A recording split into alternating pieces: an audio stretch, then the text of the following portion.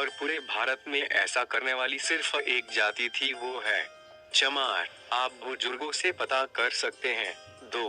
पूरे भारत में जिन श्रुतियों और लोक कथाओं में चमार को ब्राह्मण बड़ा भाई बताया जाता है, क्योंकि ब्राह्मण हिंदू धर्म का मुखिया है, तो चमार बुधवार धर्म का मुखिया है, इसीलिए चमारों की शादी में पंडित नहीं बुलाया जाता। 3.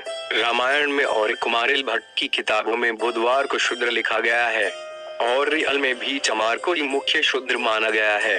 अन्य जातियां कभी निशाने पर नहीं रही। 4. समस्त जातियों में सिर्फ चमार जाति ही ऐसी है जो गरीब होने के बावजूद अपनी आन शान पे मर मिटती है, और इस जाति में आज भी राजसी गुण झलकते हैं। 5. चमारों का घर गांव के बाहर अक्सर होता है, क्योंकि चमार गांव के राजा होते थे। इनको ही गांवों में डीह बाबा कहा जाता है। 6.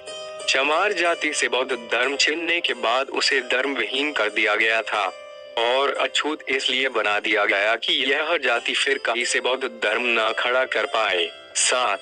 चमार जाति की शिक्षा पर रोक इसीलिए लगाई गई थी कि वह अनपढ़ रहेगा तो खुद को चमार अछूत समझेगा, और कभी यह नहीं जान पाएगा कि वे चमार एक राजशाही खून है। इसलिए चमारों की शिक्षा पर रोक लगाई गई थी कि चमार शिक्षा पाएगा तो फिर से बुधवार धर्म खड़ा कर देगा। 8.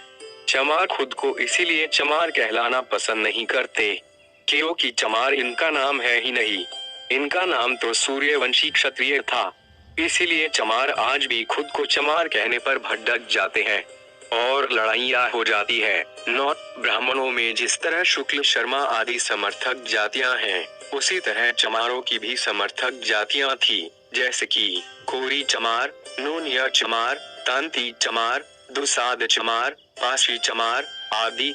लेकिन चमारों की सत्ता विलुप्त होने के बाद इन सब में फुट पड़ती गई।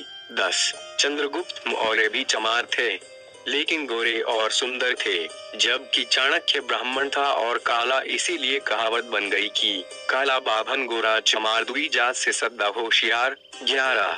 जो भी जातियां आ रही नहीं थी वो चमार कहलाती थी, और ऐसा आज भी है, चाहे मौर्य हो या नोनिया या दुशाध्या, अन्य शूद्र ब्राह्मण सबको चमार ही कहता है।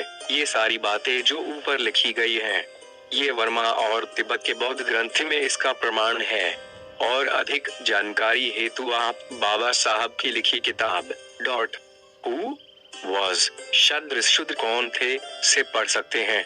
हर चमार से अनुरोध है कि इस वीडियो को किसी अगले चमार बौद्ध भाई के पास जरूर भेजे, ताकि उसको भी यह पता चले कि उसका खून भेड़ बकरियों का नहीं है, बल्कि हर चमार महापंडित है, सूर्यवंशी है।